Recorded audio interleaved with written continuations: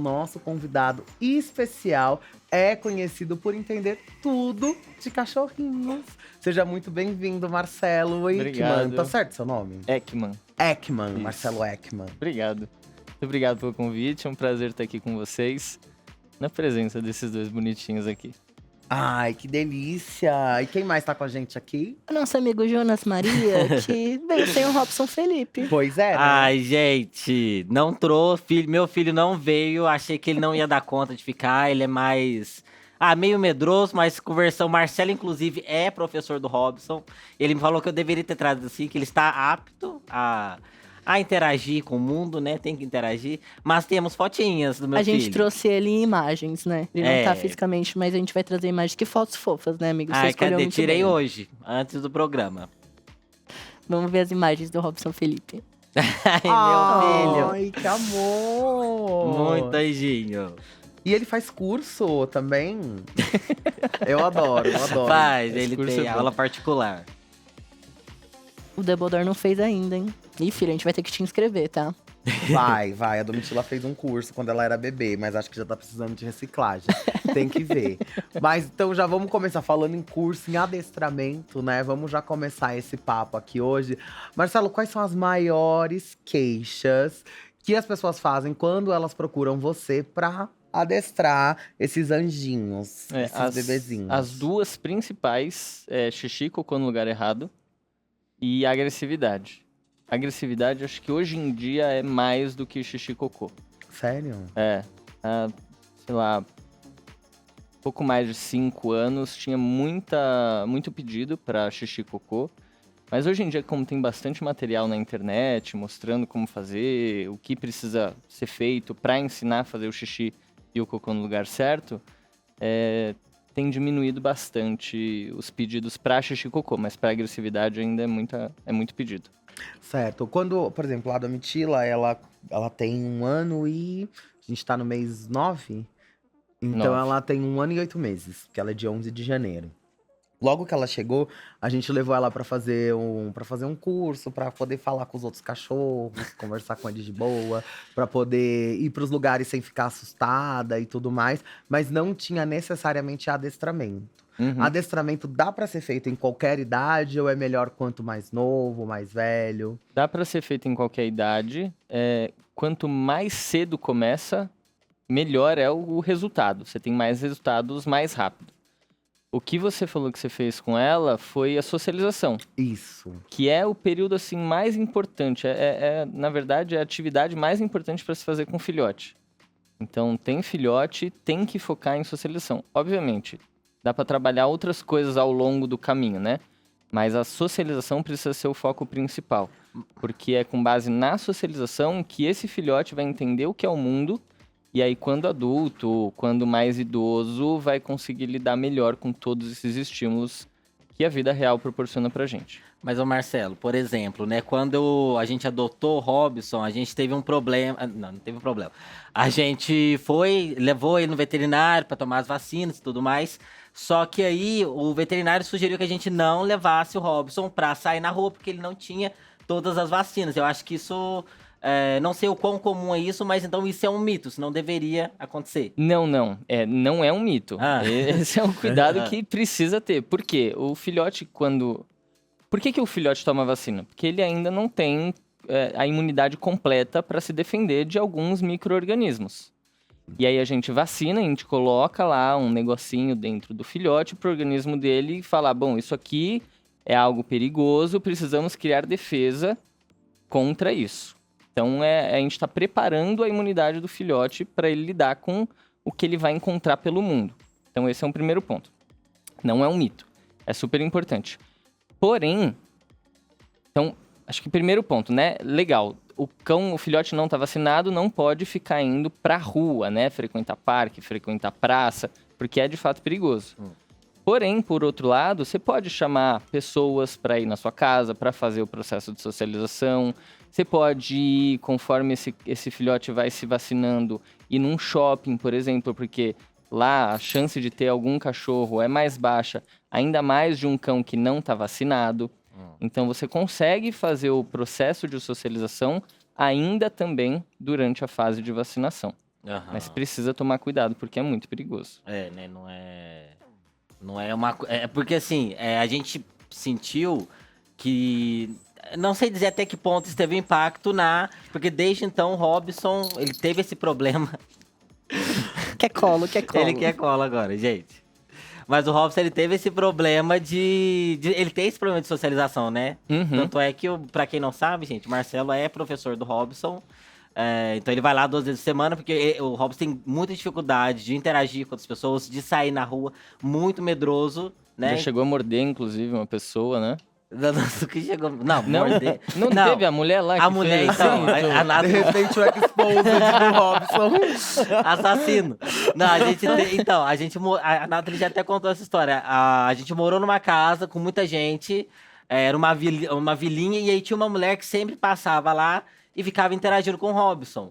E aí ela falava que sabia falar com os cachorros, né? Não sei como ela falava com os cachorros. E aí era a doutora do Little. A doutora do Little. E aí um dia ela apareceu lá e ficou ficando assim com a mão nele, falando que era reiki, né? Com o cachorro. E aí o Robson não gostou, né? Que tipo, o que essa maluca tá fazendo aqui comigo? Exato, tá aqui Nesse assim. caso, não dá nem pra falar que ele tava errado, né? Não tava errado, não tava. Mas aí não chegou a morder, mas ele latiu com agressividade para com ela. E aí a gente tem trabalhado bastante isso com ele, né? Sair na rua, ele aprender a lidar com os cachorros, com outras pessoas, trabalhar essa parte da segurança, porque exatamente lá atrás a socialização teve alguns pontos de falha. Olha a carinha de quem não gosta de reiki. Ali, ó, vamos. Reiki aqui não, meu amor. Com o Dumbledore costuma ser o contrário, né? Ele é muito... É que acho que ele não percebe o tamanho que ele tem, né? Ele acha que ele é do tamanho da Domitila, ele chega um pouco mais empolgado, às vezes assusta, mas ele já apanhou de Bulldog uma vez. E eu fiquei sem saber o que fazer. Se eu tirava ele, eu esperei ele reagir, na verdade. E ele não reagiu. Ele apanhou do Bulldog e ficou... reagir. Se defenda. Vai, filho, faz alguma coisa. Faz alguma coisa. Inclusive, a gente tem um momento que foi agora há pouco, viu, gente? Que o Dumbledore conheceu a Domitila. A gente tem essa imagem aqui, que a gente tava gravando antes de entrar pra vocês verem. Um momento fofo. Amigo, a Isa pediu pra você dar uma licencinha pra... Eu não vou te soltar, não. Olha lá. Ai, que delícia. Percebe-se que eu tava com medo, né? Vai saber que meu filho pode fazer. Ai, que lindos. Ela gostou dele. É que ela é meio assim, ela é meio… Quando ela era mais nova, ela gostava mais de lidar com os outros cachorros. Agora, normalmente, se a gente começa, por exemplo, se eu for lá e ficar perto do Dumbledore, ela vai vir querer ficar agressiva. Isso ele não gosta. Se eu faço carinho perto de outro cachorro, ele fica meio ciumento. Nossa. Muito ciumenta. Muito Isso é algo que dá pra… Ele vem, ele tipo assim, vem e entra na frente pra fazer carinho nele. Entendi. Ciúmes. É monogâmico também. É monogâmico. Ai. A monogamia dos cachorros, socorro. Sim. E, Marcelo, como que funciona o adestramento, né? Digamos que o Dumbledore vai ser seu novo aluno. Quais são os primeiros passos? Se ele não tem o xixi errado, a agressividade, como que funciona essa rotina do adestramento? Sempre quando me procuram, eu procuro entender quais são as prioridades do aluno humano e depois eu vejo, não cronologicamente, mas em paralelo, vejo também as prioridades do aluno cão. Então tem coisas que são importantes para o cão, mas que o humano não está identificando que isso é uma prioridade para o bem-estar do cachorro. Então eu tento sempre casar essas prioridades e ir trabalhando isso conforme… por exemplo, tem alguns problemas de comportamento que são pré-requisitos para se tratar outros problemas de comportamento. Então, por exemplo, imagina que você vira para mim e fala: Marcelo, Dumbledore, ele fica latindo para todos os cachorros na rua. E aí eu falo: beleza, vamos ver como é que é isso lá na rua. E aí eu vou com você para a rua e vejo que ele já sai de casa, mesmo sem estar num contexto com outros cães, já te puxando muito. Só que isso não é um problema para você. Só que aí eu viro para você e falo: pra gente conseguir resolver essa reatividade na rua, ou seja, esses latidos para outros cães, seria legal e importante a gente resolver esse puxar na rua, porque uma coisa vai ajudar na outra. Então eu tento sempre priorizar e entender, na verdade, as prioridades do aluno humano e as prioridades do aluno cão. E em relação à metodologia, depende muito. existem algumas linhas de adestramento. Linhas mais antigas, onde se falava muito de teoria da dominância, que você precisa ser o alfa, que você precisa ser o líder, e você precisa impor esse respeito no seu cão. E linhas mais atuais, por exemplo, de adestramento positivo, onde a gente atua no ambiente, no comportamento, mas pensando em construir comportamentos novos para conseguir, por exemplo, resolver um problema de comportamento, o de puxar guia ou de latir, enfim, qualquer problema de comportamento. Mas Pode falar. e hoje em dia, né, essa linha que você falou que quando a gente foi educar o Robson também, a gente também procurou alguém que a gente não entendia, mas a gente sabia que existia esse adestramento positivo, Uhum. né? Mas hoje em dia, essa outra linha que eu não sei nem o que implica isso. No que implica... Quais são essas diferenças? Qual é a diferença? E hoje em dia ainda é usada? Ainda é usado e tem, hoje em dia, então, assim, basicamente três linhas. Então, uma mais antiga, onde se utilizava muita punição para o comportamento. Então, meu cachorro apresenta um comportamento X, não quero, vou punir esse comportamento. Gritando, Dando batendo. cutucão, dando tapa, batendo, ou latinha com moeda ou feijão dentro, spray de água, enfim. Tem uma linha mista que pega os dois mundos, então repreende por um lado, mas também usa petisco para construir coisas novas. A gente chama de um adestramento misto. E tem a linha do adestramento positivo, onde basicamente foca muito em construir comportamentos através do reforço positivo, que é você entregar algo que o seu cão quer naquele momento. Então ele faz um comportamento e aí a gente pode modificar o ambiente para conseguir o comportamento que a gente está buscando. E aí quando ele apresenta o comportamento, a gente reforça. E por reforçar o comportamento, ele volta a apresentar aquele comportamento de novo. Entendi. Por exemplo, ela fez a socialização e ela não faz xixi e cocô, não veio no curso. Não teve como. Porque ela, xixi ela até faz certo no tapetinho, mas cocô nunca teve uma vez. Isso dentro de casa. Isso dentro de casa. Não teve uma vez que ela fez no lugar certo. Uhum. O que dá pra fazer? Então, eu vou falar o que eu faria, mas pegando as duas linhas, por exemplo. Imagina, ela fez cocô, você viu, vai lá e dá bronca. Não é o que eu tô recomendando, tá? Mas a linha mais tradicional. Viu o cocô errado, dá bronca. Viu o cocô errado, dá bronca. Ela vai entendendo que ali não dá, ali não dá, ali não dá. E talvez acerte algum dia esse cocô. Só que isso através de muito estresse, isso através tanto para você como para ela. Enfim. Então, acho que esse é um primeiro ponto de entender a diferença das linhas. E aí, o que eu indico fazer, e o que eu faria na metodologia que eu sigo, é, por exemplo, você entender os horários do cocô. Ela tem horários para fazer cocô? Então, né? Já falaram que a gente não pode deixar a comida o tempo todo. Tem que dar Esse e tirar. é um ponto. A gente dá e deixa. Deixa a Mas comida ela à costuma vontade. comer... Não, mas não fica à vontade. Ela come tudo e já era. Aí depois ela E ela faz- tem os horários para comer? Porque Tem, os horários ela para comer tem. influenciam nos horários para fazer o cocô. Tem horário pra comer. E os horários para o cocô? Tem um padrão assim, mais ou menos? Ai, não vou te mentir que eu nunca reparei. Eu olho lá e falo, ai, fez. Tá, Tem que limpar. esse seria um primeiro passo para você fazer. Entender quais são os padrões de horário do cocô. Normalmente, o cachorro que tem um padrão de horário para comer, tem um padrão de horário para fazer o cocô. Depende da idade, varia de 30 a 1 hora e pouco depois de comer. Tá? 30 minutos a 1 hora e pouco depois de comer. Então, o que seria legal?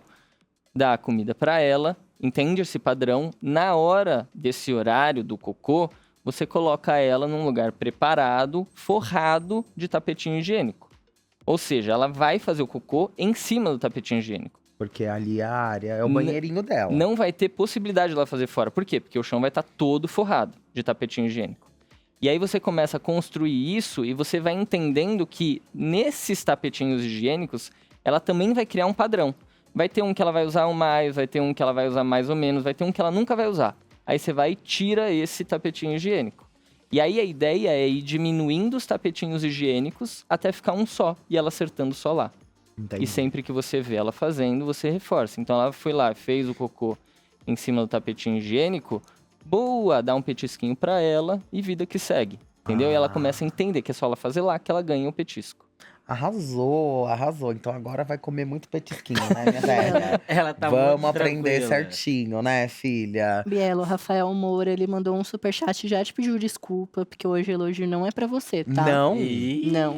Hoje, o superchat do Rafael é pra elogiar a Domitila, o Robson mesmo em home office e o Dumbledore. Ah, meu mas Deus. falou dos filhos, tá tudo certo. aí é O que Robson ganha. de home Tá office. tudo certo. Ai, Aí meu é que Deus. ganha os pais. Só precisa aprender a cagar certo agora, né, filha? Porque o resto tá entregando horrores. E aí você tem vários níveis, né? Pra vários. Os cachorros, cada cachorro tem uma necessidade que é diferente. Uhum. Como que os tutores eles podem entender melhor os sinais para entender o momento certo de um adestramento, ou o momento certo de procurar um adestrador, ou até mesmo achar que tá tudo bem, que não precisa? Olha, eu acho que um ponto importante, que é o que mais chega pra gente, é que a pessoa procura adestramento quando algo tá perturbando ela. Então, não aguento mais limpar o xixi ou o cocô. Não aguento mais meu cachorro latindo. Ou, toda vez que eu saio... Isso foi muito comum depois da pandemia, né? Uhum. Toda vez que eu saio, os meus vizinhos me ligam reclamando que o meu cachorro tá lá chorando e latindo, ou destruindo a casa. Então, infelizmente, ainda vem muita procura com base na dor, né? A pessoa tem um incômodo e ela quer resolver esse incômodo, mas não pensando no cão, pensando mais no incômodo da própria pessoa. Então, esse acho que é um primeiro ponto. Depois, acho que é basicamente pensar em educação mesmo, né? Educação nossa, do que é um cachorro, do que um cachorro precisa, do que um cachorro de uma determinada raça precisa para ele ficar bem. O que são os problemas de comportamento, ou como surgem os problemas de comportamento. Então, por exemplo, eu já adestrei sabe qual que é o Border Collie? É um que tá sempre em comercial, preto e branco, com pastoreia bastante Eles bem ovelha. padrãozinhos, mais Ah, padrões. isso. É da família da Domitila, que também é cachorra Que é pastora. pastoreio, exato. E uma vez me chamaram, esse cachorro tinha vários problemas de comportamento, mas me chamaram porque ele arrancava os pelos da costela. Dele próprio. Dele próprio. Na costela, assim, tinha um buraco de pelo. Estressado. De estresse, exato. Meu Deus. Gente. E aí foi a gente implementar o que a gente chama de necessidades básicas, que é um conjunto de atividade, pensando em atividade mental, atividade física, atividade social, descanso, sono, enfim, uma série de atividades, e isso simplesmente parou de acontecer. Então, a gente nem precisou, de fato, ter um adestramento para resolver isso. Só que aí, em paralelo, obviamente, a gente foi trabalhando esses outros problemas de comportamento. Então, acho que um ponto importante é entender o que é um cachorro e o que ele precisa para ter um mínimo de bem-estar convivendo dentro de uma casa, por exemplo. Entendi. Quando o Kanata também foi adotar o Robson, a gente não fazia ideia, né, do que era ter um cachorro, assim. Eu tinha tido cachorro quando eu era pequeno, mas aí o cachorro não era meu, né? Era tipo, era dos meus pais. Mas quando a gente adota um cachorro e passa virar nosso filho, aí é que você começa a pensar, porque também eu acho que tem muito, não sei se faz sentido falar isso, mas no interior, eu acho que as pessoas têm uma relação diferente com o cachorro de pessoas que vivem em grandes cidades. Porque é esse cachorro que ele fica solto, é um cachorro pra proteger a casa, né? Diferente do que parece acontecer aqui, que é muito um cachorro filho. É um bibelô, né? Na um cidade ele é mais bibelô. um bibelô do que um cachorro pra cuidar da casa, né? Efetivamente. Você que é uma criança pra colocar roupa no cachorro. Exatamente. Comprar as coisinhas pra levar ele. pro parque no domingo. Exato, passear no shopping, né? Né? Então é diferente a cultura do cachorro que é do interior pro que é daqui. E o Kanata, a gente tinha a menor ideia do que fazer, né? Tanto é que a gente só foi buscar também quando percebeu que o Robson tava com dificuldade de sair na rua pra passear. Ô, Ela velho, gente, tá ficando esses brava dois dele, aqui. dele chegando nela. eu ele tá acabei de chegando e falar ela que não ela tá fez querendo. o curso. Ela não tá afim. E aqui. Cara, vai ele me não fazer tá. passar Depois do não, vergonha. tudo é Chama. assédio. Chama o Dumbledore aí pra gente não ter uma Filho, briga aqui ao cara. vivo. Domitila. Então, Minha aqui, um filha. ponto importante. Por exemplo, a gente fala muito, hoje em dia, de respeitar o nosso próprio espaço, né? Então, eu estou incomodado, seria o ideal que as pessoas respeitassem esse meu espaço, esse meu desconforto. Com eles é a mesma coisa. Então, a Domitila tá mostrando aqui que não tá tão afim que o Dumbledore se aproxime, e o Dumbledore não tá conseguindo fazer essa leitura adequada dela e tá se aproximando. E aí ela começa a mostrar sinais de agressividade para que ele se afaste. E dá certo, né? A gente consegue ver aqui. E aí o comportamento é reforçado. Porque tem um desconforto, ela mostra um comportamento de agressividade, por exemplo, e ele vai embora. Ou a gente chama, ou alguém tira, enfim. Esse desconforto foi embora. Na cabeça dela, o desconforto só foi embora porque ela mostrou os dentes para ele. E aí a tendência é ela fazer cada vez mais isso, entendeu? E aí é uma coisa que Então a gente tem que fazer o quê? Falar pra ela não fazer? Não, na verdade, ela é a menor das culpadas aqui. Porque ela tá aqui, sentadinha, na guia, não tem pra onde se movimentar. E o Dumbledore tá chegando nela. Ela tá mostrando. Não sei se conseguir reprisar essa cena, não sei nem se pegou na real. Olha a cara Mas dela. provavelmente ela mostrou vários outros sinais antes de mostrar os dentes. Então, o ideal é, nesse momento aqui, que a gente não tem muito o que fazer. Porque o adestramento não é um evento. Ele é um processo. É igual educação, é igual terapia, é igual, enfim. É como a gente aprende, não é um evento único que vai ensinar ela. Então, o ideal seria ela primeiro ter contato com cães que entendem a linguagem dela, que ela está mostrando desconforto e eles se afastam, e depois, lá na frente, ela começar a aprender a se afastar. Sim. O que não dá aqui, porque ela está de guia. Então, o que a gente pode fazer aqui é manejar esse ambiente para que isso não volte a acontecer e gere mais desconforto para ela e possivelmente, talvez, até uma mordida. Eu acho que tem muito a ver também com essa leitura. A gente fala do adestramento do cachorro, mas é o adestramento nosso também de começar a saber ler os cachorros, né? Sim. E nem você tá falando isso dela mostrar agressividade. Claro que ela chegou num extremo aqui de mostrar os dentes, então é claro pra gente que tá acontecendo. Mas tem vários outros sinais mais sutis. Muito bom, hein, Jonas? Eu tô aprendendo, tô sendo devidamente adestrado, gente. Aprendendo muito. Mas da gente ler, né? Sim. A gente tem saído com o Robson agora. E aí, quando ele sai na rua, ele tem isso de você ler o outro cachorro, né? Pra gente entender se o outro cachorro quer ou não se aproximar. Sim, eles mostram vários sinais. Assim como a gente, quando a gente tá desconfortável, que a gente coça a barba, a gente coça o cabelo, a gente vira um pouco o rosto, eles também têm essa linguagem deles. Então, sinais muito claros para vocês começarem a perceber, e o pessoal que tá em casa. O lamber o focinho, a gente chama isso de licking. Eles lambem esse focinho, às vezes a orelhinha vai para trás, às vezes eles começam a desviar o olhar ou virar a cabeça. Tudo isso são sinais que eles estão mostrando que, ó, tipo, eu não tô tão a patinha levantada às vezes. São sinais que eles estão mostrando, tipo, ó, não tô tão afim que você continue a aproximação. Mas a gente não respeita, né? Não. A tendência é que a gente não vai respeite. lá, vai beijar Principalmente quando a gente quer pegar no colo, quer fazer as coisas. E aí eu acho que é legal também, aqueles cachorros que a gente vê muito no TikTok. Geralmente é os pinchers. Aí é o pai mostrando o cachorro querendo quase matar ele. A gente acha fofinho, mas aquilo é errado, né? É bastante errado. Inclusive, o chat perguntou se o pincher é possível adestrá-lo. Ele é um cachorro Todo como cachorro todo outro cão. E acho que tem um ponto legal de falar do pincher, não se restringindo só ao pincher, mas a cães muito pequenos. Que normalmente as pessoas desrespeitam mais os cães pequenos do que cães de médio a grande porte, por exemplo. Porque elas têm medo, né? Exato. Ninguém vai chegar no Dumbledore ou nela e colocar a mão com ela rosnando, entendeu? Exato. Ou num Rottweiler, ou enfim, qualquer cachorro. Mas num pincher, como é um bichinho desse tamanhozinho, ninguém respeita.